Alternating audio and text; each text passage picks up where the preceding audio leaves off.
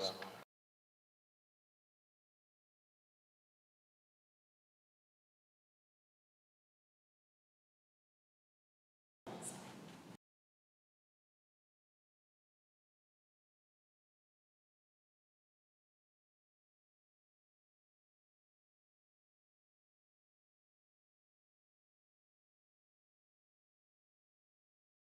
have the numbers for that?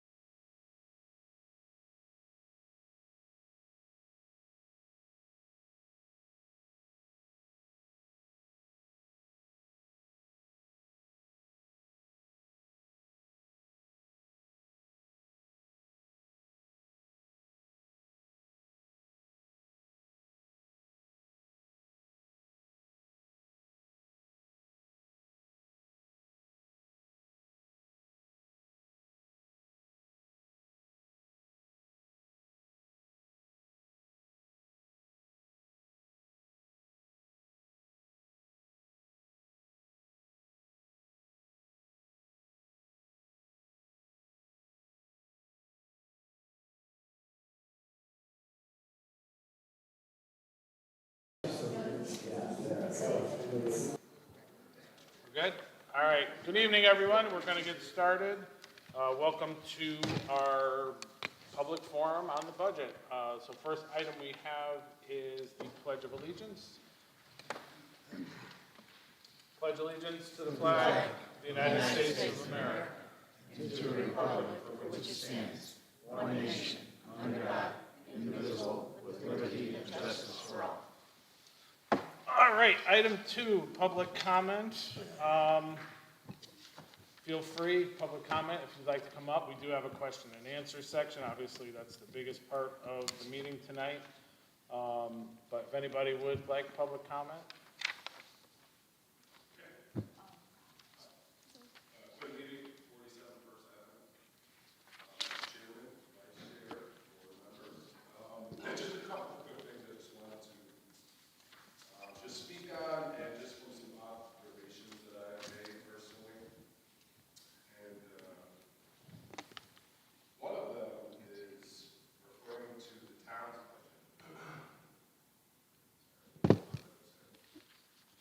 Do we give him the microphone, or I just see there's a spot for it over there. I don't know if.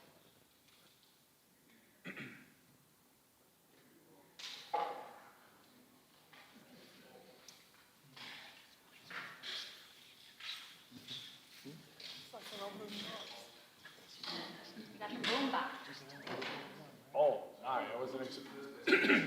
I wasn't expecting that. Peace, Mr. O'Rourke, for middle schools. Our low fidelity.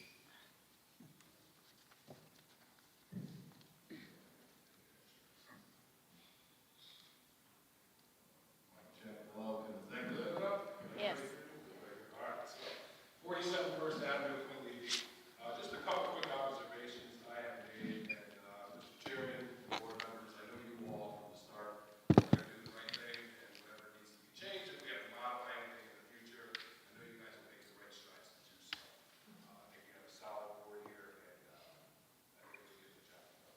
However, like I said, referring back to the town budget, there is a line item where it's state government revenue that comes into the town of Seymour, and it is 100,334,0012,000,000. And it's called the Education Block Grant. So going through you guys' budget and looking at the Board of Education, I don't see anything on there when it comes to grants coming in or anything types of, monetary income coming in for a type of grants for Connecticut, at least from my view, I could be wrong. But that's in excess of like almost $12 million that we get funded for, I think it's probably called educational cost sharing, if I'm being correct. So hopefully some of those funds are being used for that purpose. And I challenge you all on this board to find that out, because I have yet to see anybody on this board ask that question. And I'll leave with that. Thank you. All right.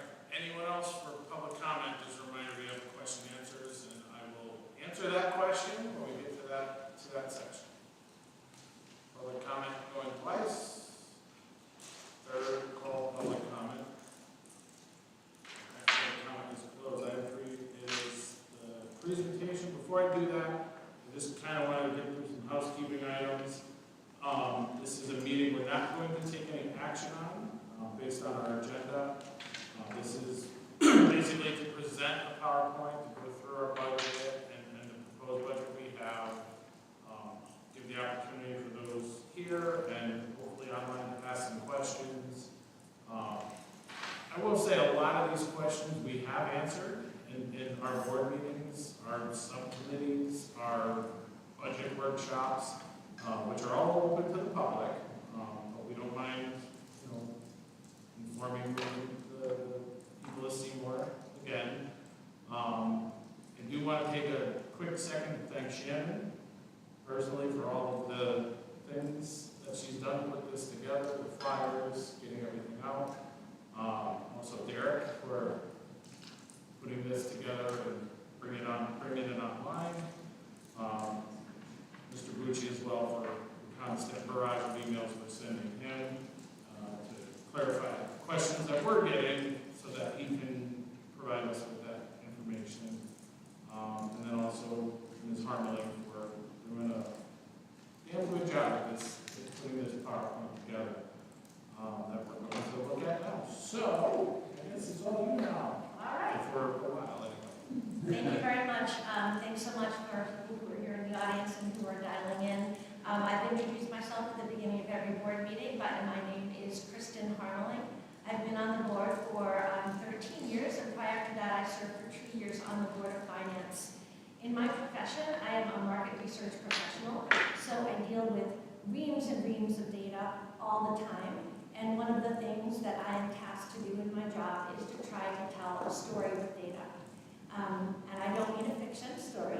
I mean tell a narrative that helps people connect the dots and helps people understand in more human terms what our school budget is all about.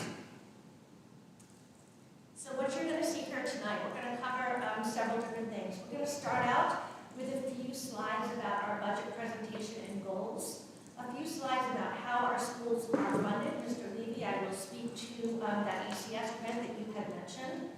We'll then move into school results and successes and wrap with next steps and important dates. We have received about 15 questions via email. I don't know that we will be able to get through all of them tonight. We are going to close this meeting by 8 o'clock, but I will address some of them, or our board chair will address some of them, or Mr. Lucci will when we get to the end. For those of you who are listening on Zoom, you might notice that the chat function is closed right now. We're trying to mimic a virtual meeting, just as if people were here, and people in the audience here would be chatting and commenting to each other. So comments and chats are off right now, but they will open up at the end of the meeting. So please take a handwritten note if you're watching from home, and there will be an opportunity to post those questions towards the end. One thing I want to point out when I take you through these slides is that tonight's presentation does not go line by line in our budget. Chris mentioned that we have been working on this budget since January, and we've gone line by line in multiple meetings. That does not mean that we are not ready and willing to answer questions that are specific to a line item in our budget. It's just that in the spirit of making a connection with the community and understanding at a high level what's in the budget, so that people really understand what we're trying to accomplish with the budget. Again, I don't have 50 slides, 50 lines of numbers up here. But again, you are more than welcome to ask a question. You're more than welcome to send in an email and have that question answered tomorrow, the day after, etc. All right, so I'm going to jump right in. So we start this process. Oh, I forgot I have control. Yeah. Let's see how well I can do this with 2 hands. I've got notes on this one, no notes on that one. Kristen, you want me to click for you? I would love if you clicked. Thank you very much, Kristen. I appreciate that. I also have reading glasses so I can see here, which means I can't see up there. So, so on the next slide, Let's see how good I am at doing this. you might need to go closer.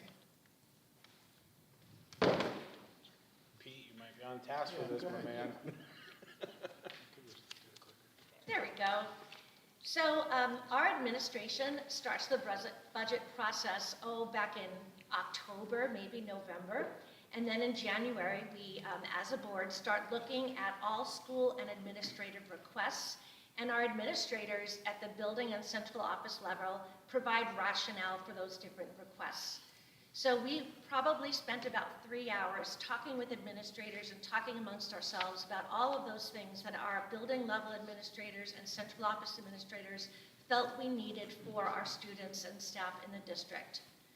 We came up with a budget that filled gaps that have persisted over time. Some of those things that I'll speak to in greater depth include additional social worker, additional preschool teachers, additional support services like a school climate and culture specialist at the middle school.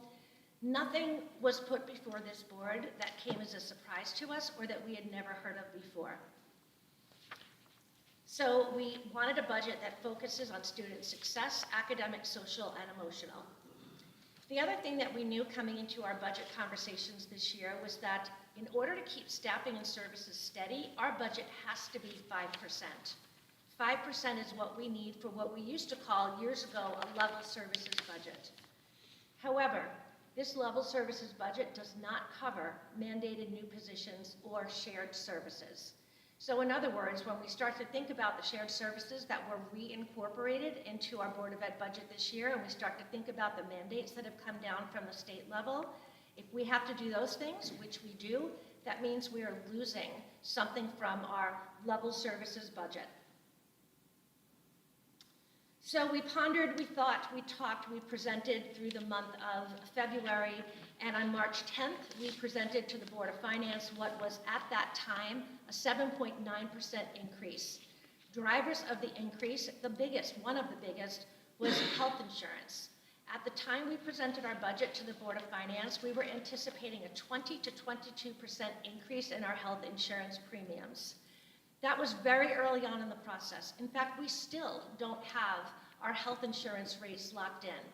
But between March 10th and now, we have absolutely said we are not going to stay with the provider we have with a 20% increase. It's not realistic, it's not practical, it's not happening.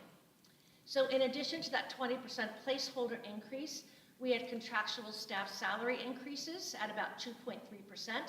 We have the inflationary increases that every single one of us deal with on our home lives, transportation, energy, insurance costs, materials, all increase in price. I mentioned already, we also had the reincorporation of shared services. We do share 3 positions with the town: Director of Facilities, Director of Information Technology Services, and Human Resources Director. And we also wanted to add the addition of 3 certified staff, 2 of which, well actually all 3 of which, were a result of state mandates. And our principal at the middle school made an excellent case for some appendix positions at the middle school, and our elementary school principals did the same. So what's happened between March 10th and now? The Board of Finance reduced our Board of Education budget. At the time they reduced it, it was 7.9, and they reduced it to a 5.9. A 1% increase, so going from 7.9 to 6.9, is of no harm at all, because we now know that we are not staying with the health insurance company that's going to give us a 20% increase. We have now budgeted for a 12% increase in health insurance costs. So that left us as a board with a 6.9% budget. On March 24th, as a 1% decrease is no harm. So on March 24th, after we were cut by the Board of Finance to 5.9% increase, the Board of Ed adopted a new budget that lowered the expected health increase, as I mentioned, to 6.9%. That still leaves about a $400,000 difference between what we have been allocated from the Board of Finance, the 5.9, to what we feel students and staff need. There have been a couple of questions that have come in that talk about, well, where is that budget that articulates how we'll do a 5.9% budget? We do not have that budget. And that is historically what we have, as a board, have done. Because our budget changes from our presentation to Board of Finance, typically cuts, to town hearing, to referendum vote. We cannot sit and do a new budget every single time something changes. And the more compelling reason for us not to do that is because so many things are what we expect will happen.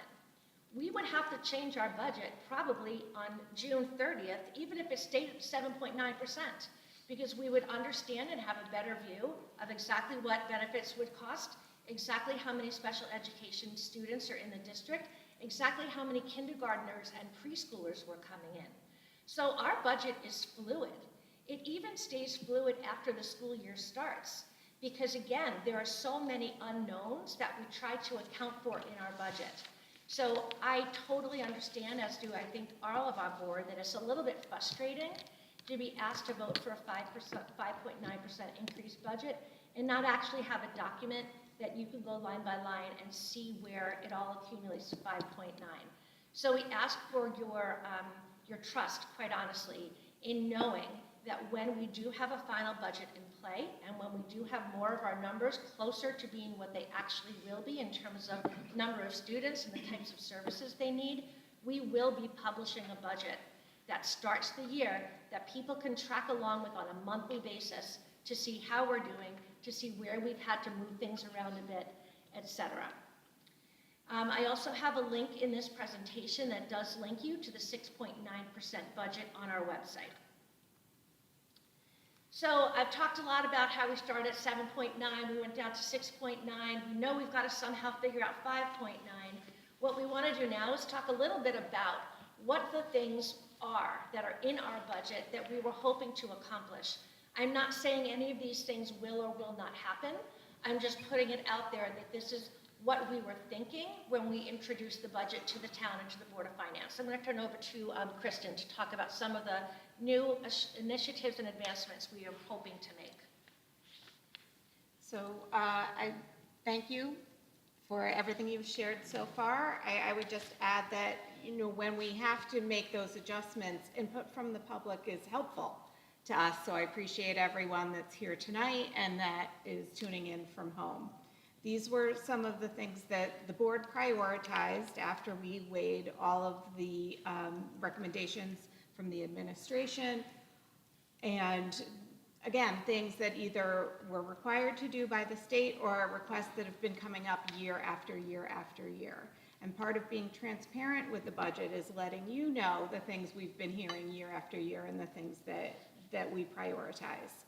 So I'll work left to right, top to bottom. The ELL teacher, that's a split between the two elementary schools. That is a state mandate based on the number of students we have enrolled that English may not be their first language. So that's based on the numbers, the need to add an additional ELL teacher or MLL teacher.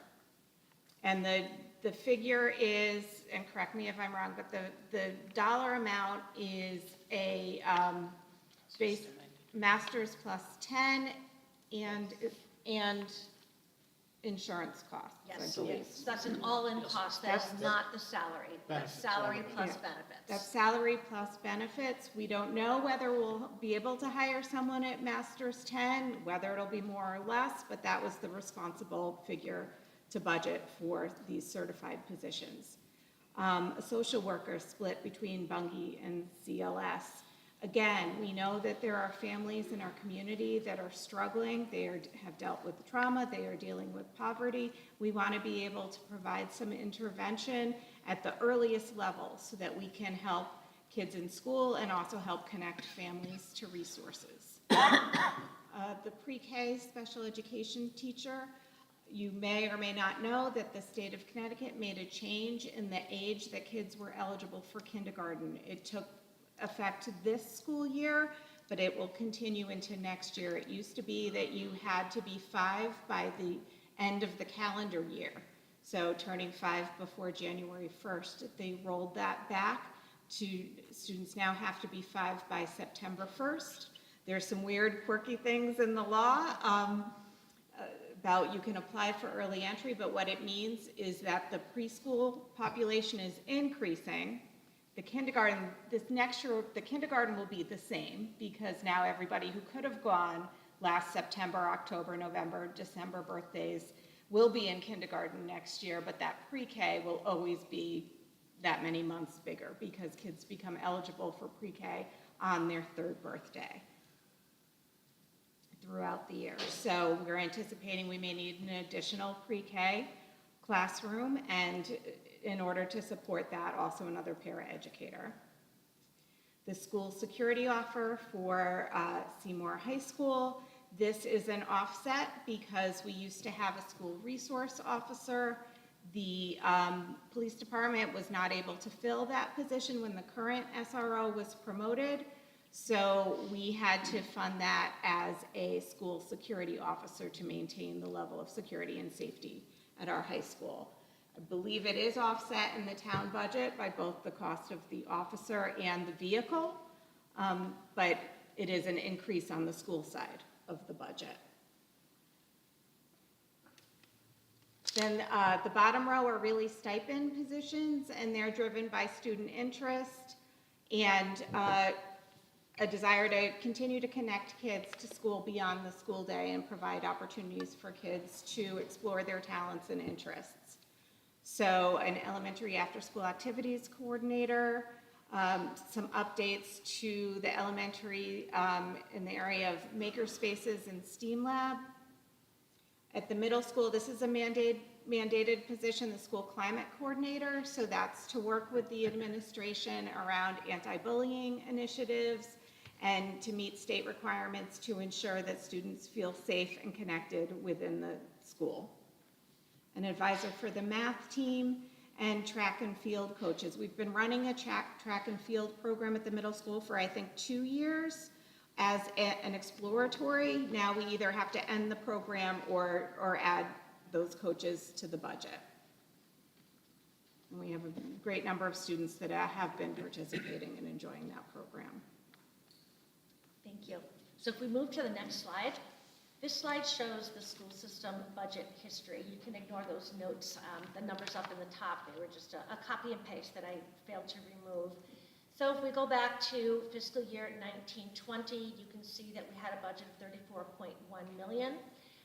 You can see the percent increases each year on the bottom.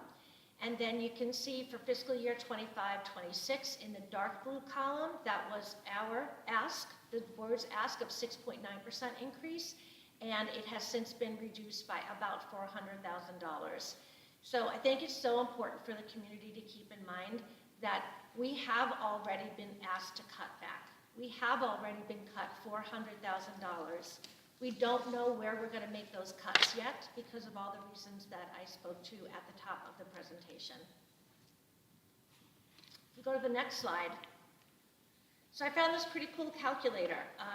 It's a US inflation calculator. And what it lets you do is you put in and you say, if I paid for something in 2019 or any year you want to pick, and I paid this for it in that given year, what would it cost now? So our budget in 2019 was $33,970,000. I put that into the inflation calculator, and you can see there what our budget ought to be if we had kept pace with inflation. That's just keeping pace with inflation. And you can see we're a little bit shy of keeping pace with inflation. So we're close, but we're not keeping pace. When we're not keeping pace with inflation, as we start even tightening more and more and more, the opportunity for us to expand the services that we provide to our children is quite limited. So if we look at the next slide, this is where we'll talk about where our budget gets funded from. It was brought up at the top of the meeting that there is state education cost sharing grant. So the state contributes about 30% of our budget. This revenue goes to the town of Seymour and is recorded as town revenue. That's essentially how almost all monies work for boards of education in the state of Connecticut. There are a few things that do come directly to the board. One of them is in the footnote. Special education excess cost sharing flows from the state directly to the school system, and we show that as a net number in our budget. There are a few other much smaller programs that do the same thing. And then we have federal grants, again, less than $1 million for each of Title I and ESEA grants. And again, they don't show in our budget because we actually don't have a system in place to collect revenue. But the important thing is those expenses are also not in our budget. So it is not like we're trying to hide something. It's not like our budget includes a list of expenditures that we're paying for from money that isn't already being shown on the town general revenue side. So that is so important for people to know. I've been doing this for so long, and we do hear you're hiding money. We are not hiding money. It's just that those grant monies are not part of the budget that we ask the town of Seymour to fund. However, all of those grants are reviewed. We are accountable for what we do with that money, and all of it is reviewed in our annual fiscal audit, which is available for the public if they want to dig more deeply into those sources of revenue. But again, the expenditures are not in the budget that we vote on for the town. And that is how it's handled, as I understand it, in almost every town in the town of Seymour. So if we've got the state education cost sharing grant contributing 30%, it's $11.9 million this year. Who makes up the rest? It's us. It's all of us. It's local taxpayer revenue who makes up the majority of the budget. So Seymour's going to receive $11.9 million in ECS grants from Connecticut, and I actually, in this chart, charted that back over time. So you can see in the dark blue, in the light blue rather, that's local tax revenue that's coming into the school system, and then the gray is the state ECS. It all goes into one big pot of money, right? So we can't say we paid for XYZ out of the state ECS money and we paid for other things with state taxpayer money.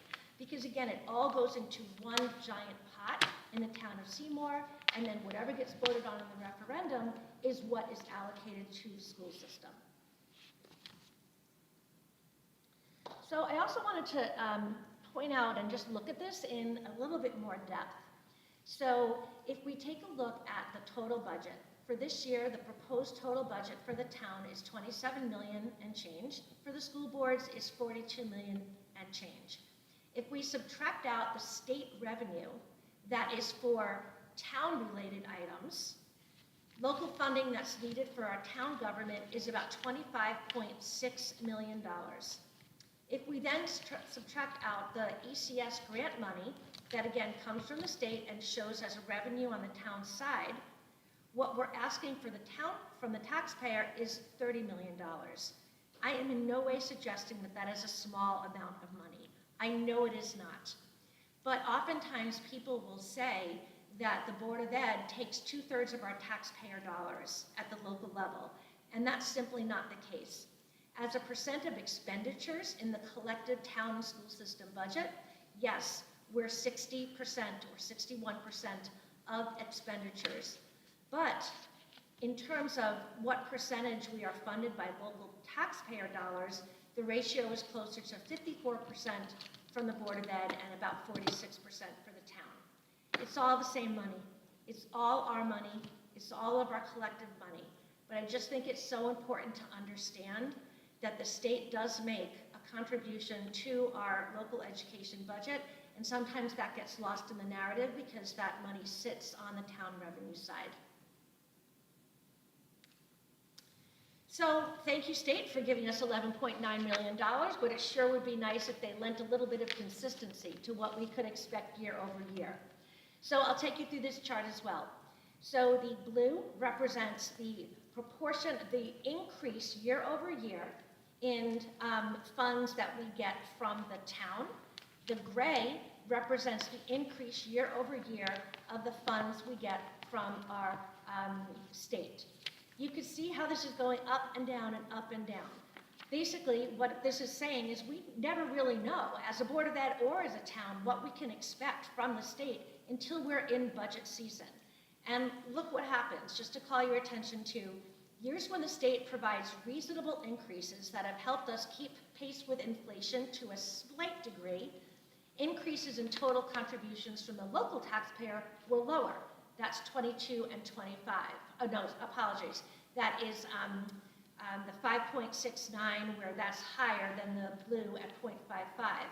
The two boxes that I've called out are years when the state increase has been very low as a percentage, and we can't fluctuate our school budget up and down like that on a yearly basis. It's just not possible to operate that way. And the state now forces the local taxpayer to essentially pick up what they have chosen not to give us on some of these low increase years. So the state has not done any of us any favors in terms of trying to be consistent and to reduce the burden on our local taxpayers. And really, the state has let us down. So in 2019, our state ECS grant was $10.2 million. If you put that into the inflation calculator, the state ought to be giving us $12.75 million this year. They are not doing that. They're giving us $800,000 less. That's $800,000 that we have no place else to go to except for the local taxpayer. The state's also let us down when it comes to special needs students. There's a lot of words on this slide, but boy, this is a pretty complicated way to fund special education. So schools in Connecticut pay 4.5 times our per pupil cost for each outplaced students. Once an outplaced student's tuition exceeds 4.5 times of our local per pupil expenditure, the state will reimburse us some percentage.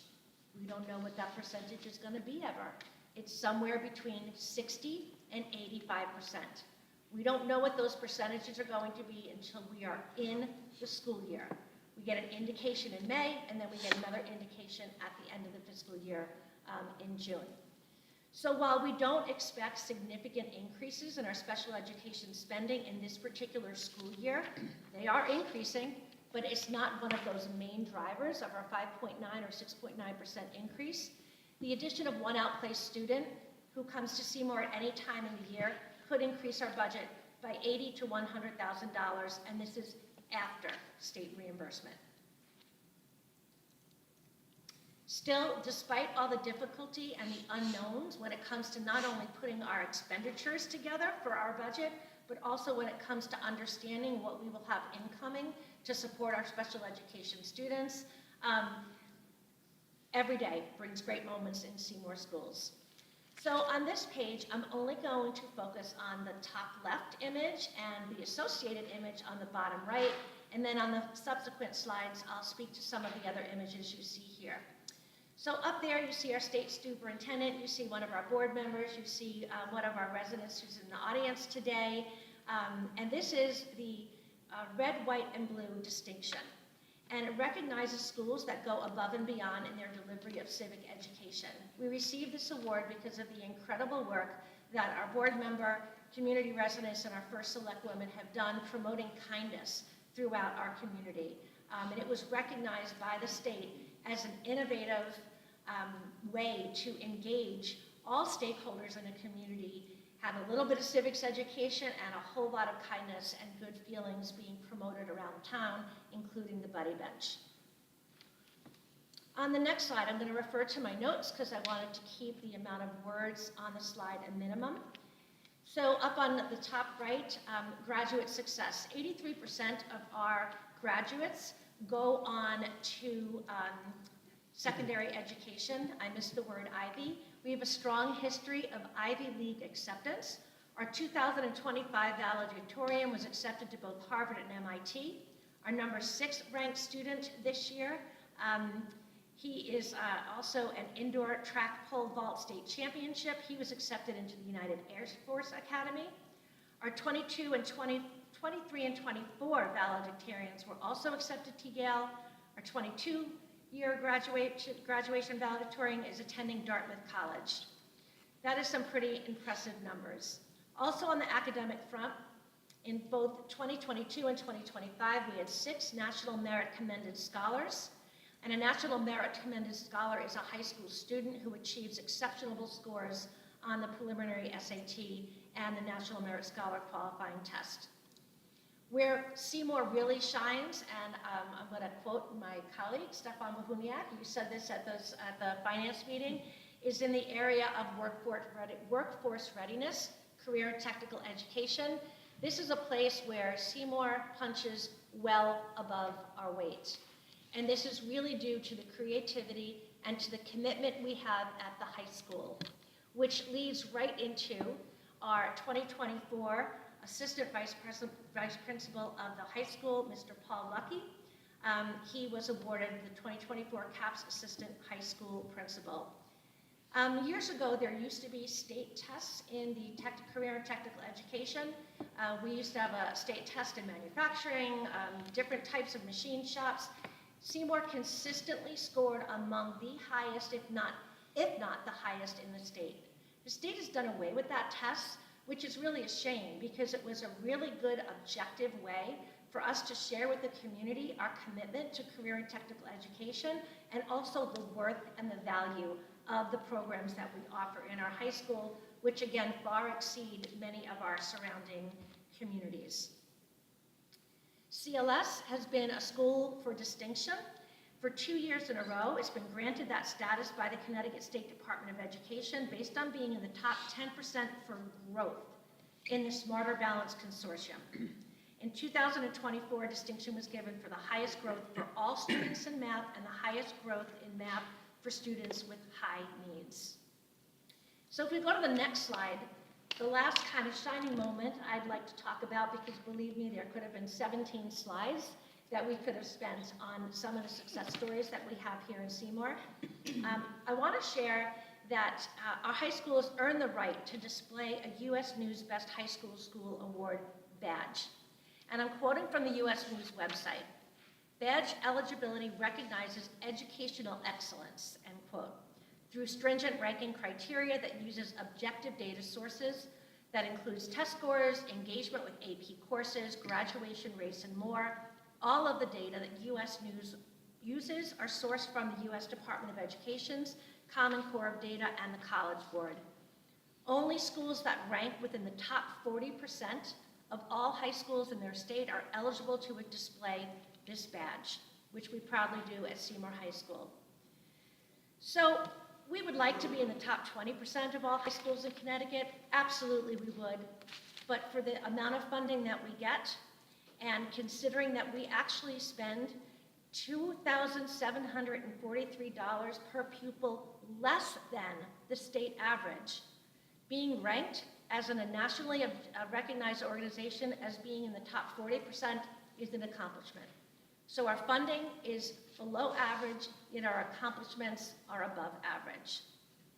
And while we're on the topic of school rankings, I know that there is a lot of places out there where people can go and see different rankings, and it's easy to spin all of those things in lots of different ways. So we understand that there are companies out there that claim to do this. There's one called niche.com, there's schooldigger.com, there's greatschools.org. I have to search really hard to find the methodology, and when someone's methodology spans this much on their website, it calls into question exactly why are they making that methodology so convoluted, what's underneath it.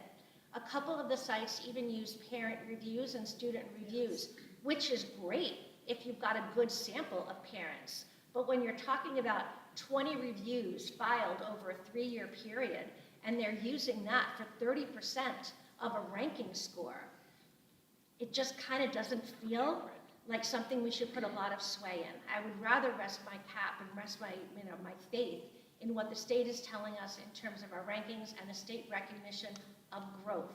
Because as a Board of Education, that's what we focus on. We focus on where are our students starting and how far are we moving them along. We don't tend to focus on a point-in-time snapshot and then compare them to students in other communities. So that wraps on the taxpayer dollars section at work. I want to leave you with a thought that people also do quite a lot of comparing between the school board budget and the town budget. And sometimes people wonder, why is the school budget higher than the town budget? Well, we employ more people than the town does. And the reason we employ more people is because we are the only entity in the town that provides direct services to over 2,100 Seymour residents 182 days a year. Town Hall is there for us when we need them. Fire department, thankfully, is there for us when we need them, as our EMS, as our police. But we are the only people who are responsible for children, 210 of them every single day, 182 days a year. So with that, I want to close with a few next steps. The annual town meeting is this Wednesday, April 2nd, at the community center at the bingo room. If people are not familiar with the town meeting, it is called into quorum when 50 or more residents show up to that meeting, and anybody can make a motion to cut various different line items in the budget. And there's very, very little discussion, there's very little looking at numbers, and I would just ask that people trust the Board of Finance, who has done their job. So this is not just 9 people who are advocating for children who came up with numbers that we really hope will pass. This has also been vetted over months from 7 people on the Board of Finance.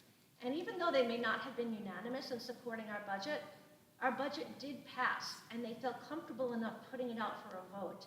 So our hope is that the annual town meeting does not derail and take away the opportunity for all town residents to come out and vote in our annual referendum, which this year will be Thursday, April 17th, from 6 to 8 p.m., always at the community center.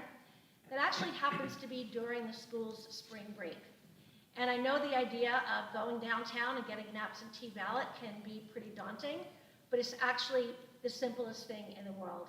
Finding a parking spot is harder than walking into the building and asking for an absentee ballot and placing your vote. So I really would encourage anyone who's going to be out of town on that spring break vacation. It's going to impact some families, it's going to impact some of our staff, to come on down and get the absentee ballot. So with that, we're at about 7:15, and we are happy to open it up to questions.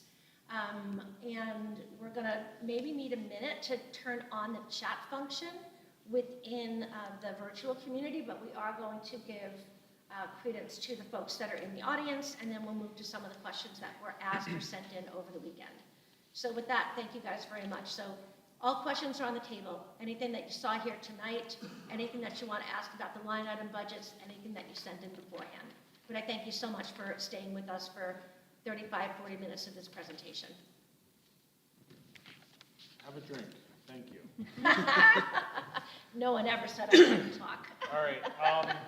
So we will open it up to questions to the public. I will look over this way. If you guys get anything, just wave and we'll take a look. Mr. Levy, did that answer your question about? Yes, it did. All right. Thank you very much, Ms. Hartley. Nice presentation. You're welcome. All right. Just to ask you, so your proposed budget is not 42 million, it's actually less, correct? The burden With the. on the taxpayer is not 42 million, it's 42 minus whatever we get from the cost share. Okay. So as Ms. Harlan said, that's about 54% of the overall tax bill. Gotcha. Okay, I think that's just important for people I agree. to understand, because 42 million is a big number compared to 30 bucks. Right. Yep. Thank you. All right. Do you have any questions from folks in the audience? All right. Not seeing any.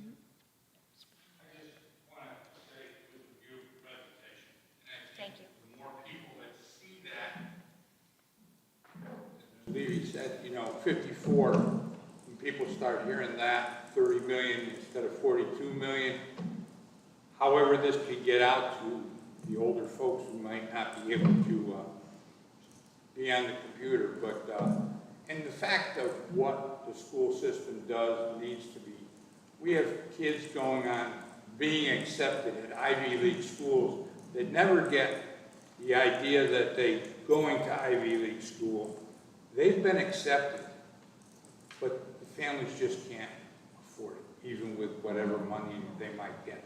But I think if the public knows what goes on within the halls of, at that point, high school, there's a lot of good things happening in the Seymour school system. And I appreciate what you folks do. Thank you very much.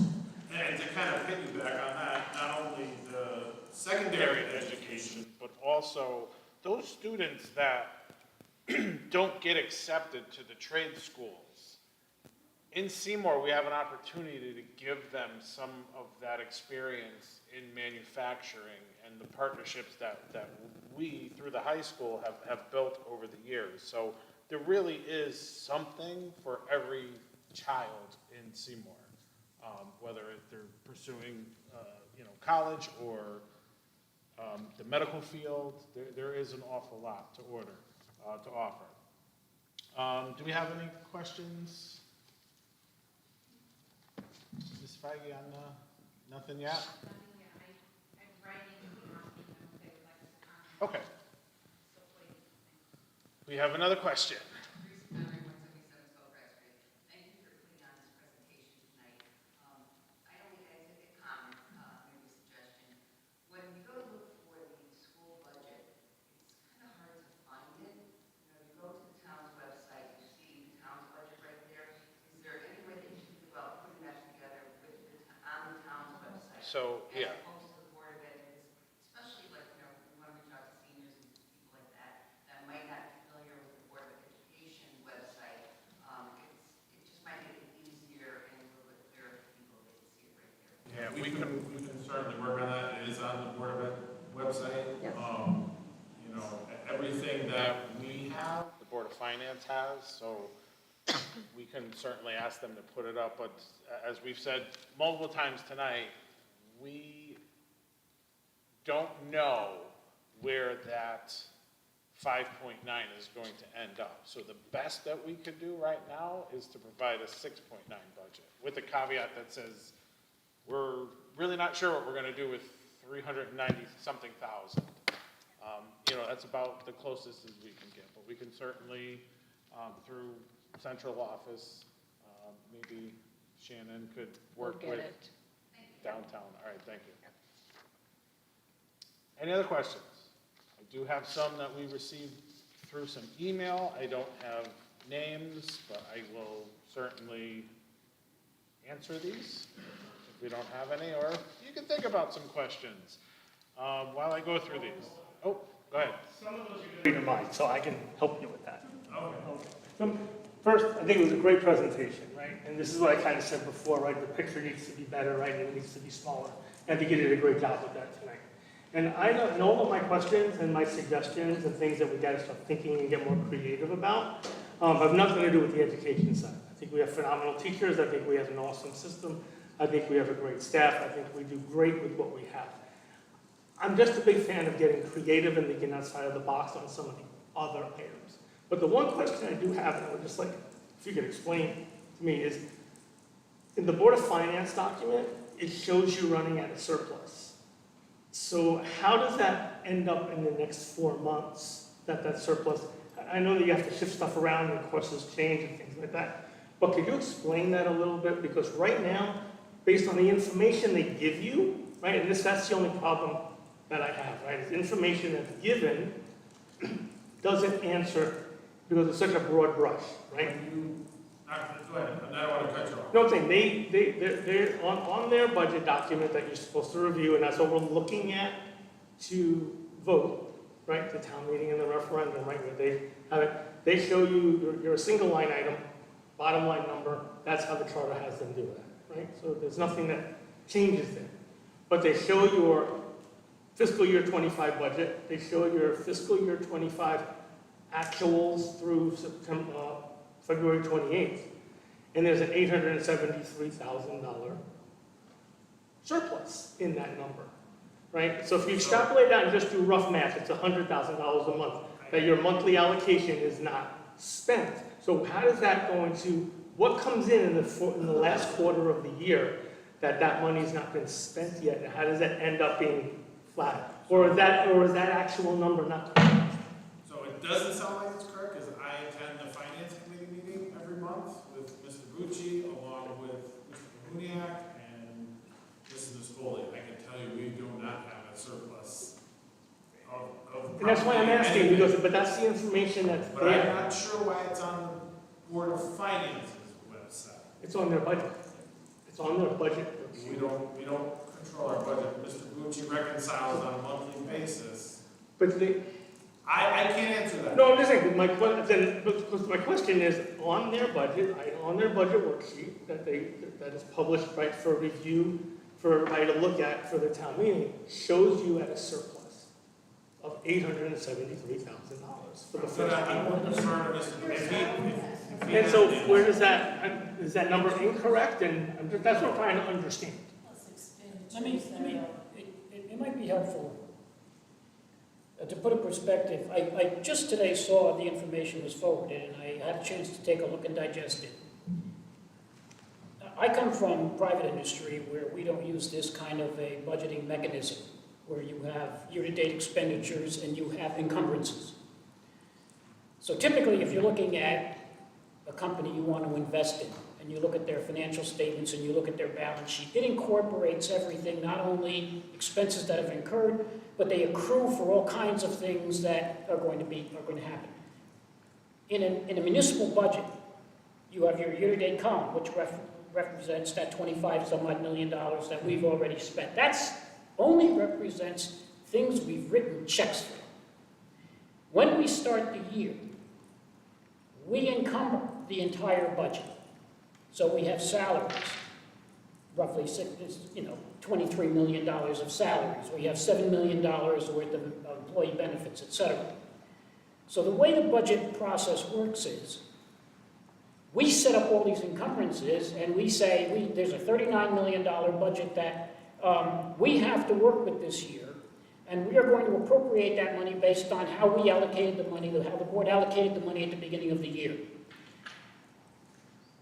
What I saw when I was reading this information was, there was a year-to-date column of $25 million. There was this fictitious monthly allocation of $3.4 million of our $39 million, which is supposed to be month over month, which has no basis in reality, since essentially you have 2 non-busy months in the summer, and then you have 10 school months in which everything happens.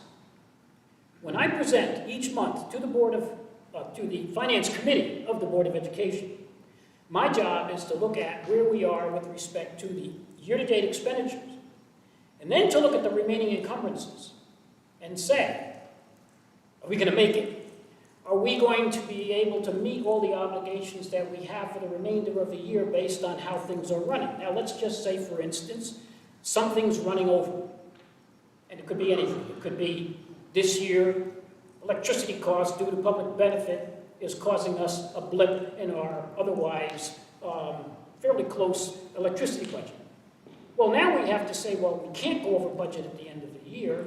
Are we going to have to look at some of the remaining items we've encumbered and somehow figure out how we're going to make sure that we can sort of rob Peter to pay Paul, to use an expression? I don't know where any of those numbers came from that are posted, that I saw today. I didn't actually go to try to source it. What I found rather shocking was I'm the only business manager for the Board of Education, and those numbers did not come from me. So when I look at this, I'm saying, last month, for instance, I came before the Finance Committee and I reported that we were running pretty close to a break-even. Why are we running pretty close to a break-even? Because we have to come in on budget, okay? I take it upon myself, and I have a very supportive board that says we need to live within the appropriation. It's one thing to go out and get a vote and for the voters to trust you with $40 million. It's another thing to spend it responsibly. And what I mean by spending it responsibly is you don't just say, well, if we go over, we go over. I don't know about you, I can't do that at home, okay? It creates a problem.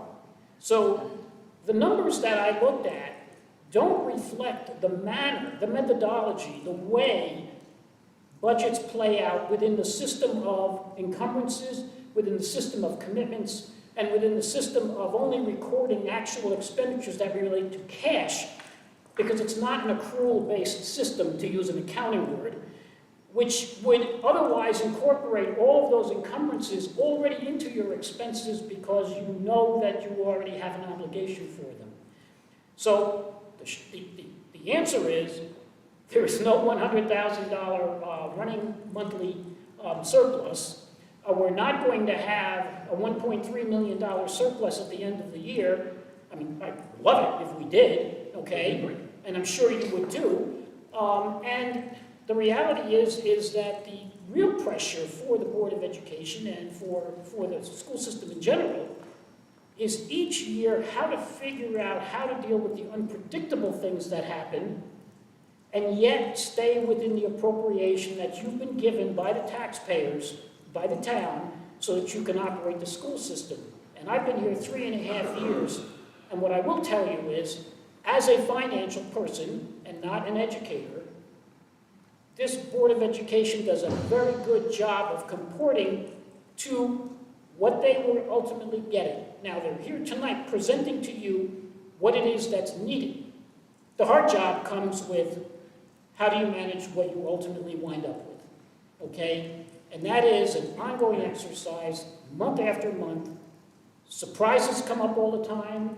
It was presented about the special education budget where, you know, they give us a final piece of this grant at the end of May. I'm guessing where it's going to come in. We also look at other things that you know, get pushed down during the year.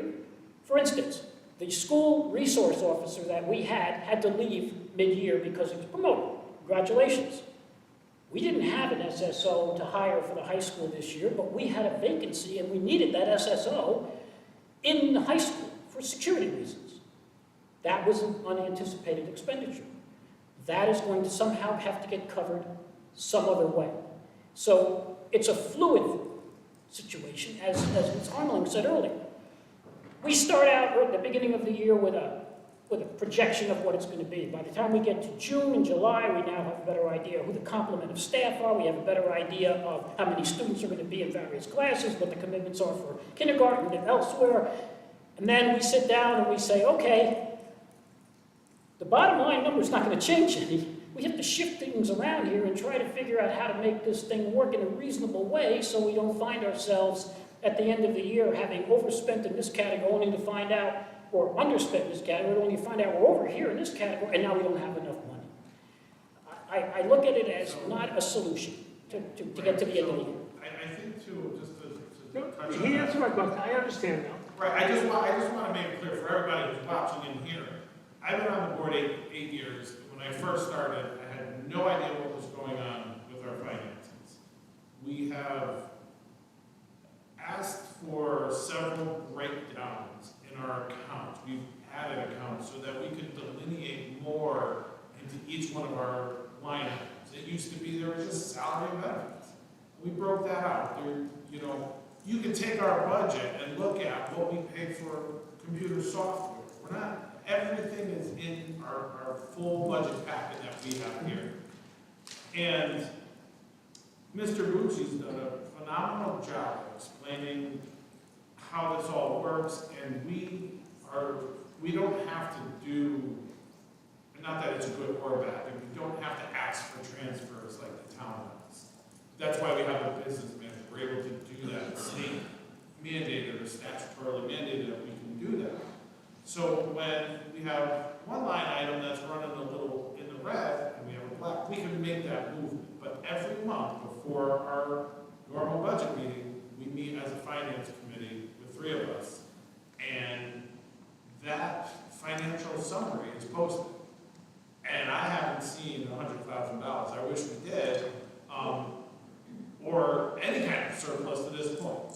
That's why I was asking the question, because the information provided is misleading. But it's not coming from us. I don't know where it's coming from.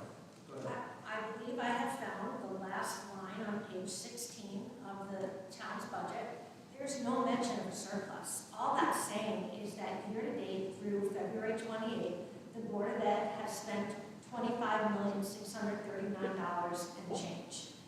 We don't have monthly steady bills to pay.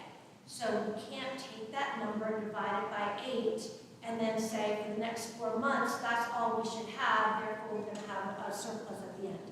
And that's what the email All I'm trying to say is people look at those numbers, right? So I'm a finance person, okay? Mr. Lombardi, nobody looked at any of the numbers you sent in. Nobody, there is no surplus listed anywhere. Let me make one point to clarify something, okay? Because this is going to answer your question on your $1.3 million. We pay our teachers 26 pay periods every 2 weeks. The first check is August 23rd. When you're looking at year-to-date salaries, you are only seeing from September forward. What happens at the end of the year? I make a $1.6 million accrual for the remainder of the teacher salaries that are due to them for the prior contract year. You don't see that anywhere in the year-to-date until I pay it, which means there's actually $1.6 million not there. No, all I'm trying to say, I'm not arguing with anybody. I'm just telling you that if you just do rough math, and that's what people do when they look at a single line, it looks like you're spending less than you got. I asked, you've answered my question very clearly. But if you just take a single line item and just do rough math, that's why I would have liked to see that line item not be mandated as a single bottom line item, get a little bit more detail behind it so people can understand it. Well, like I said, that was my whole intention. So all my calculation was that I sent it to you was just a rough math item, and that's what people tend to do. Oh, we know. Right, so it's a rough, so I asked for clarification, and thank you for answering my question.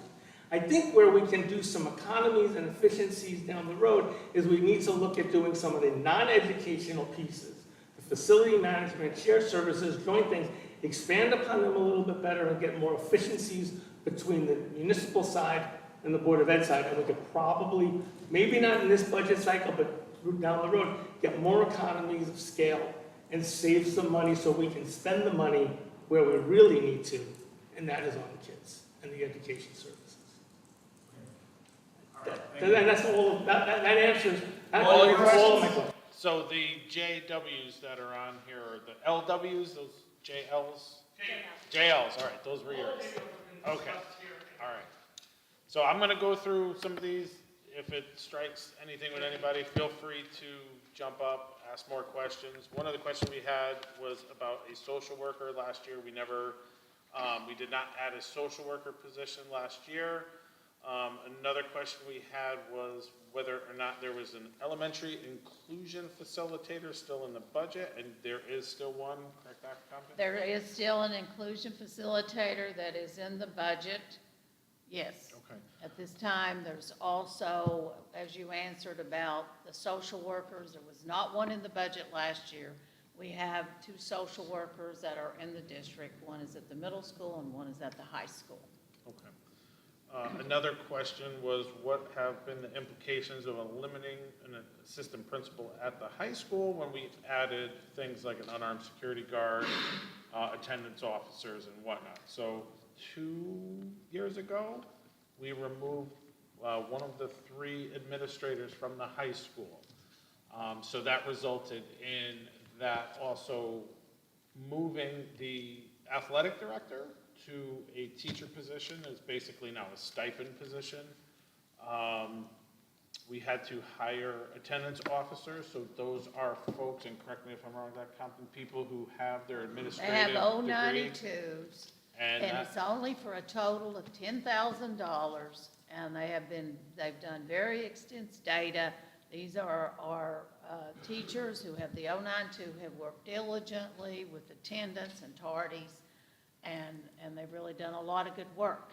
And it's just a small stipend, it's $10,000. That's all it is. Across It's a all of them. stipend. Across all of them. Yes, Yeah. we reduced a $200,000 position. We reduced an assistant special ed director's position. We have reduced a lot of positions in this school district since I have been the superintendent. Since COVID, we have decreased every year. And I think that's something that sometimes people don't understand, how many cuts that we have done. We have reduced 2 custodians. We have reduced a secretary. We have reduced across the boards. We reduced a media specialist at the high school. So there's been a lot of reduction that's went on. We did add a computer science teacher program at the high school. We did do that 2 years ago. Look what has paid off. When you look at the robotics, when you look at the STEM program, when you look at the manufacturing jobs, I mean, this is incredible, the success of Seymour Public Schools. And thank you to the parents and the community members that support this school system. And one of the other things we just had to do this year was based on some cuts we had to have done 3 or 4 years ago in eliminating French in this building. That, what's the word I'm looking for? That interest in French has now decreased to the point where it doesn't benefit us from having French in the high school. So this past week, we had to more or less dissolve the French program in the high school.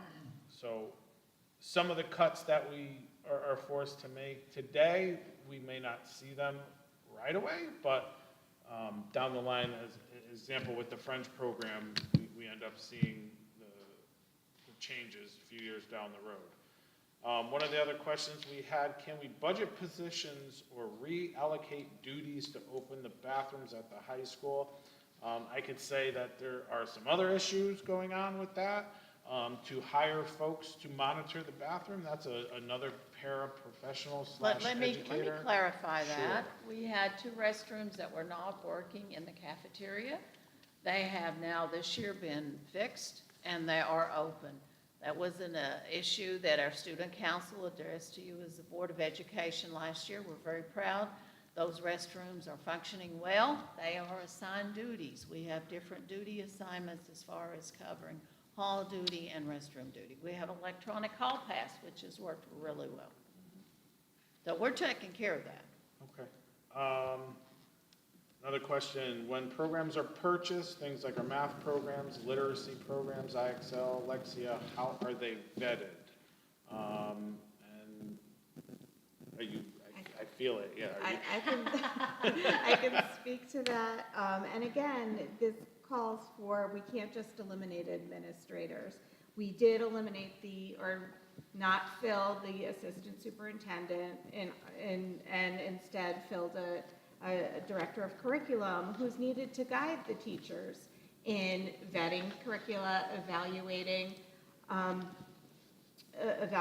materials, and really leading that process across the two elementary schools, the middle and the high school. The literacy curriculum, again, was a state mandate that they came forward with a number of suggested materials that were approved by a state committee. The district had to choose from those proposed materials. So teachers have voice in that.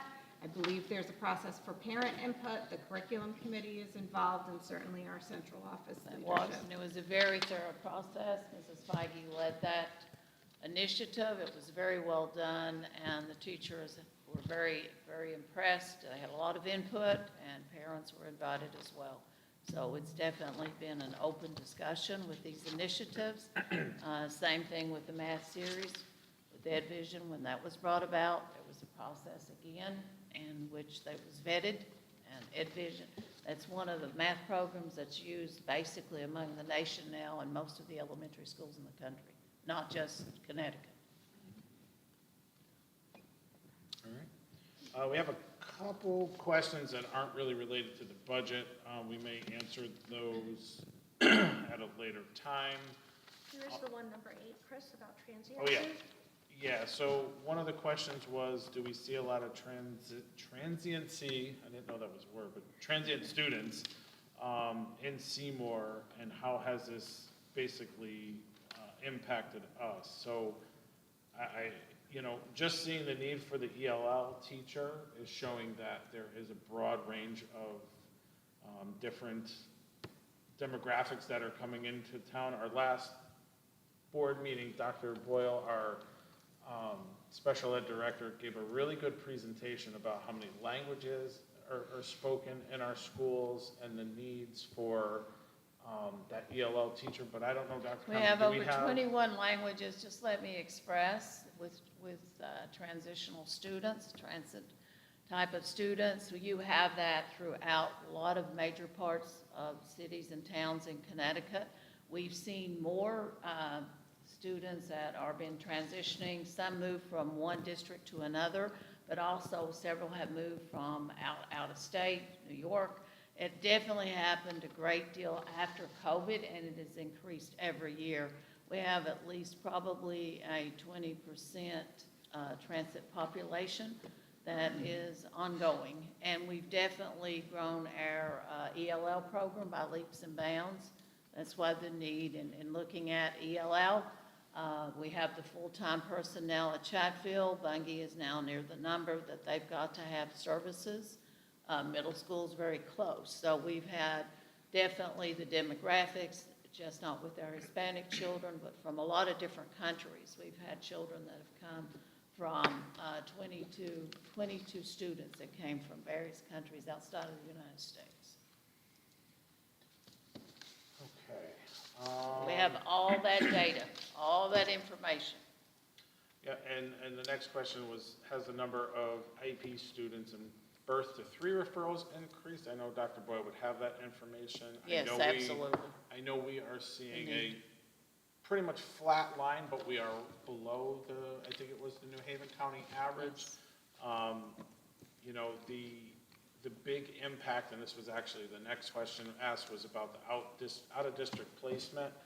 I believe we have 23 students. 23 students for next year. It can vary. That basically cost the same amount as the 27 or 26 that we have this year, because these institutions that these students go to, they could raise their tuition. Their tuition has went up, the transportation costs have went up, so the cost of what 27 students would have been the year before, now for this year, are the same or more. I mean, that's just showing what is happening with the private agencies, the private schools, and we're doing our best. Our Valley superintendents had a meeting to address some of these needs of looking at special ed programs that we could house maybe with the various districts and all of us coming together. Our next meeting is going to be in April. They actually met here in our board office. So that type of discussion is going on because of the increase and the cost. And you're talking over $3 million. But first and foremost, as we always say, we've got to take care of our kids. And every kid is different. And it's about the right kind of services that we have to provide for them. And you as a board have always supported that, and that's as important, from our neediest special ed child to our most gifted. As I said, they're all in the special population, and we love all of them, all 2,100.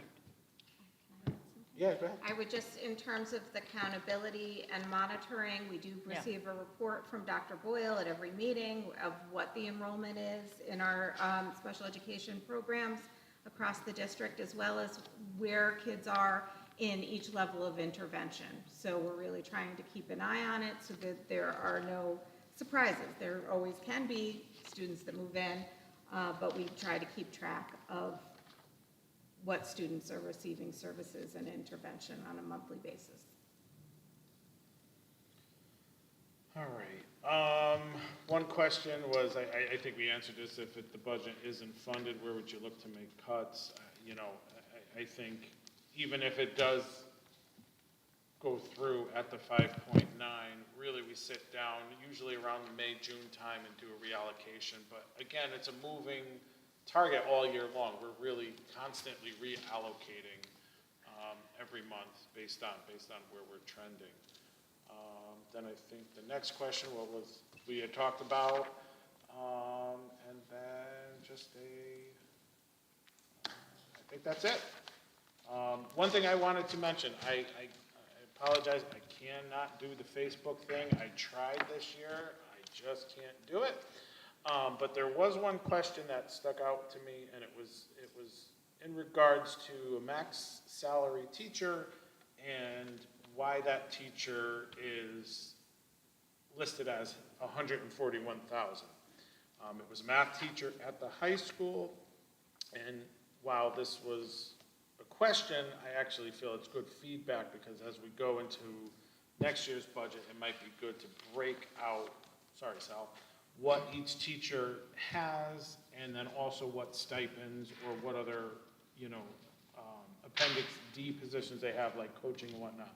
So the question was, why does a math teacher in high school make $141,000? It's because that person is our athletic director, that person also is a coach, and I believe, is she also the department chair of the math department? Yes, she is, exactly. Okay.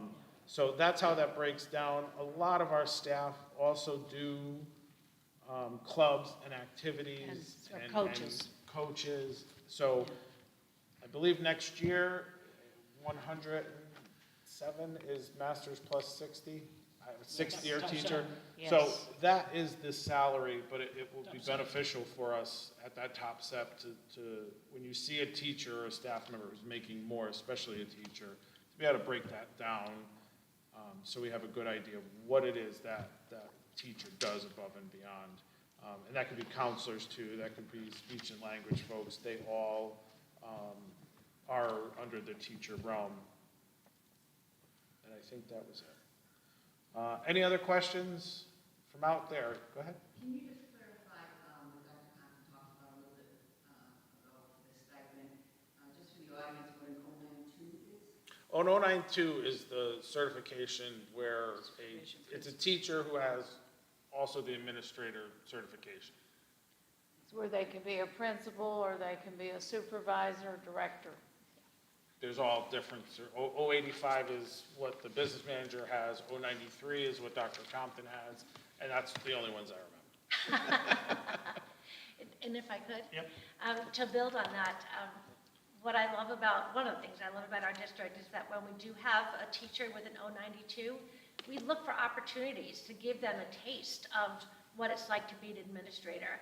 So I guess theoretically, if we still have the assistant principal at the high school, they could do all the tardy phone calls and make those connections with students and parents.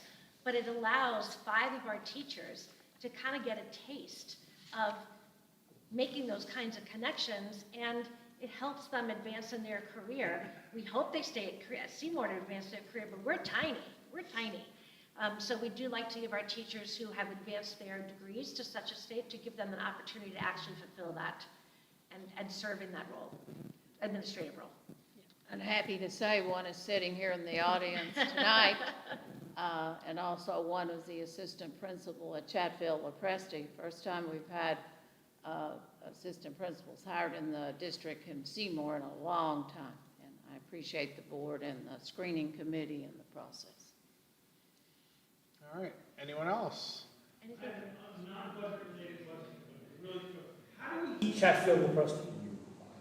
How do we heat it? The school. I mean, because I'm looking at in your budget, in your workbook, right, it shows us what we paid for oil and everything. Chatfield-LaPresti spends no money on it. How do we heat those? Geothermal. I'm sorry? Geothermal. Thank you. I'm looking at it going, It's probably not 100% that, but. well, I'm just saying, but like, I was like, it was so dramatically different. The cost for heating the school is so much lower than the others. And that's. Yeah, there's like 60 wells out there. Okay, no, I didn't know how we were doing it, so I was like, so it struck me as I was going through the pages that, how do we get? That's our most recently renovated school, so when we're able to reinvest in our schools, there are financial. Yeah, I was just, I'm looking at it going, well, how do we heat it? So, thank you. And with the COVID money, the ARP money, we put in 40-something heatless duct systems in the high school to finally cool some of those rooms off, because in the summertime, those rooms were getting in the night. Oh, those costs were fine, but it was just so dramatically lower on the oil costs for the school. I'm like, oh, how do we? Thank you. That also was blessed by the town with the ARPA funds, with the board office, is how we were able to do that. Anyone else? We have about 10 minutes. Mary Sue, do we have anything? We're all clear over there. All right, I guess we could, if anyone wants any comments, we'll do a quick little round table. Mr. Tremello, anything from you? Mr. Garofalo? Thank you. Ms. Harmeling? I'd like to build just for 1 or 2 minutes on the idea of shared services. So we do a lot in Seymour that we share with the town. We have 3 shared positions. I mentioned them during the presentation: facilities director, IT director, and human resource director, and we share those costs. But it goes beyond that. We have joined the same consortiums to get efficiencies in energy and gas, et cetera. We use the same health insurance, what are they called? Yes. Broker. So whenever we feel like we can gain synergies by working with the town and vice versa, we do that. It's the line between what is an educational expense and what is not is really blurred, right? And no matter what, we've got X amount of square feet that need to be cleaned. Now, would it be crazy if the community center had a Zamboni and we had a Zamboni? Maybe it would be, although I don't know. Maybe it costs too much money to get one of them from one place to another. But the line just isn't as clear as we like it to think. Like, if there's a hole in a classroom, is that a facilities thing? Do we need to wait for that? Is that a custodian thing within the building? So it's really tough to kind of draw lines in the sand. And we're cautious. You know, we're cautious of shared services. But we're always open to discussions, especially if they're at a higher level and if there's a proposal that's put together. But it's not like this board wants to avoid shared services, and I think that we do a lot of things that might not be under the heading of shared services, but things like the consortiums and sharing HR policies and things of that nature, we're doing to the extent that we feel we can. Yeah, I'll just mention that I'm also aware of the perception on Facebook, the different comments and questions that come in. I'm prone to getting myself in trouble on there, so I try to steer clear as best I can. But I just want everyone as sort of a blanket statement to understand that all of the concerns that people have or the questions that they raise, like why can't they find savings here? Why Why are they spending this? Why do we do things a certain way? The people on this board and the professionals we have in this district consider those questions at a much deeper level and much more frequently than anyone in the town does. So we're on top of all these things. Nobody here wants to spend money unnecessarily. We have not put together a budget that really moves things forward as long as I've been, aware of these budgets. We do the absolute best with what we can, and we are absolutely not putting together budgets that have unnecessary fluff. And I know that's another thing that comes up a lot. We are blessed to have great administrators and great people in this district that help us continue to achieve things, even with spending much less than most of our neighboring communities per student. Thank you. Mrs. Bruno. I would just add, many of the faces I see here have been through this process before, but if you're new to Seymour, there are 169 districts in Connecticut and almost as many different ways to get a budget through the process. So we in Seymour have a very citizen-directed participatory process. So that involves coming out to the budget workshops that we as a Board of Ed hold, being here listening tonight, going to the Board of Finance meetings, and weighing in, as well as participating in the town meeting, and every citizen gets a vote at the budget referendum. So we already are facing some cuts based on the work of the Board of Finance. Having input from the community about what are your priorities for the school district is important. It's certainly something we all as board members will listen to and consider. So I would just encourage folks to share your opinion about what are the priorities of the school district. And we're doing the best that we can based on what we know and our experience. But if you're going to vote yes for the budget or no for the budget, please give some reasons so that we can consider those. Jay? I would just like to say that I had a chance to tour the schools last Friday with some of the other board members. And the high school, all the schools are great, but the high school is very proactive in allowing our children the opportunity to have various programs that a lot of other high schools don't have. And they do a lot of this through getting grant money. It's very impressive how hard our high school administrators work it's not an easy process to apply for grants, to get grants. It is a process. And I cannot tell you how impressed I was with the various things that they offer our students between the medical, the robotics, the CAD. I got to literally watch students design and make things in 3D that I've never seen before with the plastics and the injection. And I didn't even want to leave the school that day.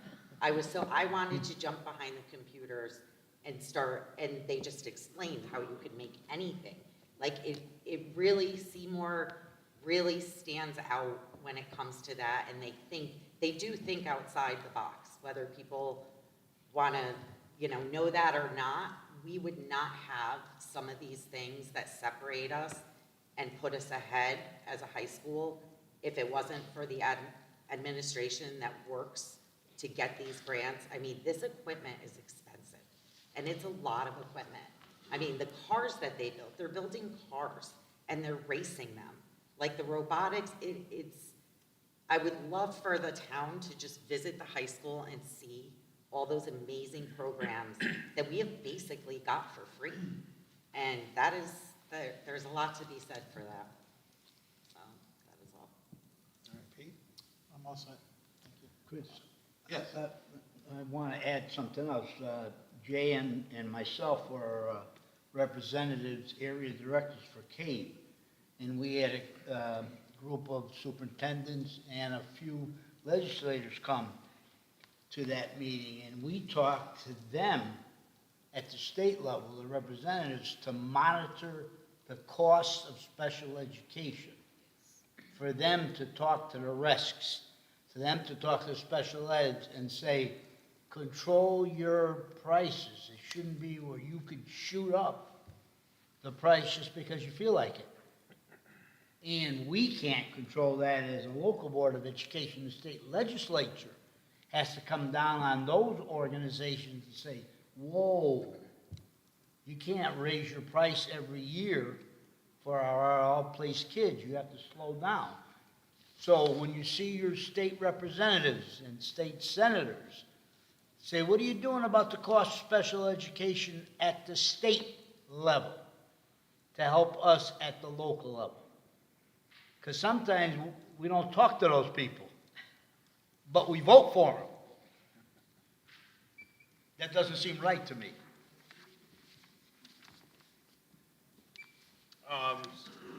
Just, May I have permission to make one quick comment? we got a 1 minute. Okay. I Less just than want to a minute. highlight what Ms. Harmeling brought up earlier. Our average cost of educating a student in this town, $2,743 less than the state average. It's roughly slightly under $18,000 per student. That ranges all the way up to the high 20s.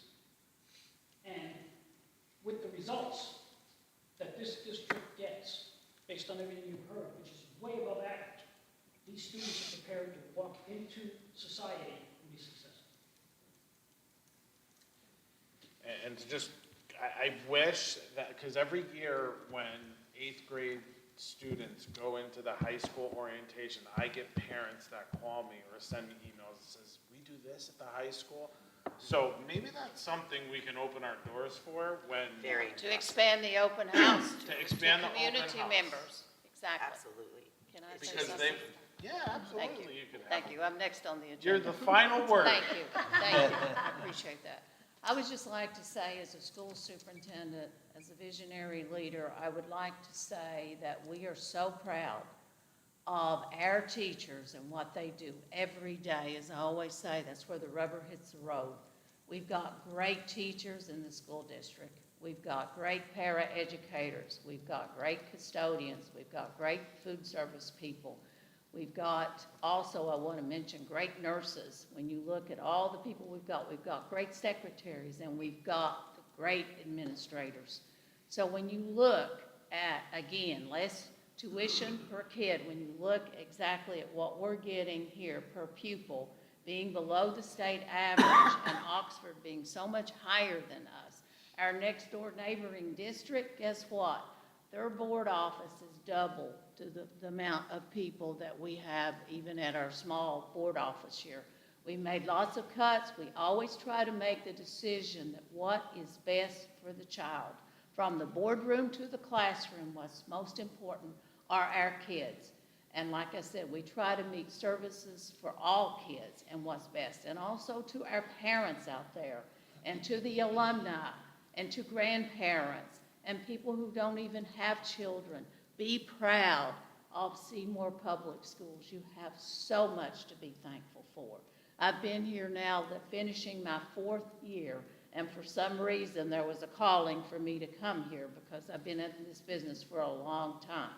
But I am telling you, we do what's best for students, and we always put kids first. And I'm just asking the parents, you know, this is important as we tell our story, and I appreciate what our parents do, what our PTAs do, and all the support and the things that we go out there and do. I mean, you're not going to find the state accomplishments like you found here to be such a small little school district, and to have now our valedictorian be accepted to Harvard. He just got the letter. He also was accepted to MIT. Our past 2 valedictorians, Yale University. And as we mentioned, there's 6 commendable merit scholars. But not just those kids, also in making a difference in the life of a special ed child. Because it's about all kids and finding their place and career and college pathways. So we're getting ready to go in strategic planning. That's coming up, so you'll be getting a notification about that to the entire school community, but also out on the website. So thank you for those that are here tonight. Mrs. Harmley, you did a beautiful presentation. You told the story, and you told it well about how does this budget process work. Thank you. All right, it is 8:03, thank you for coming. As always, our emails are always open, so if you ever have any questions, feel free to shoot them our way, and have a good night.